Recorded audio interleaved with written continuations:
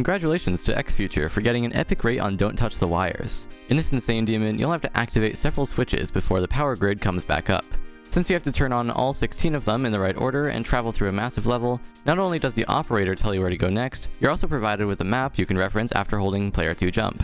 However, each time you power on a switch, you'll have to weave through some deadly wires as the swingcopter. It starts out simple with a corridor where there's plenty of safe landing zones, but then these challenges gradually increase in difficulty, with a long corridor that makes you swoop past several columns, and diagonal passageways that force you to constantly swing back and forth, before the next few tasks introduce moving obstacles. After you dodge some rotating blades, fly past a shifting staircase, fall out of a revolving circle, weave through a tight corridor by clicking twice at the right time, and evade several sunbeams traveling at different speeds, you'll reach the second half of the level, which has noticeably harder gameplay. These include a narrow corridor where you'll have to slide onto several slopes without overshooting into the wires above and below, an open space where you carefully enter some vertical gaps, and this sideways crescent that has a narrow opening, a rotating bar in the middle, and a narrow exit. The next few challenges are especially difficult, as traversing through a circular maze with inconsistent changes in elevation, a diagonal passage with wires scattered about, and a really narrow hallway really test your fine-tuned control of the swingcopter. Then you'll activate the penultimate switch, which reveals a really fun and really massive slide that also serves as a nice break before the 16th and final task.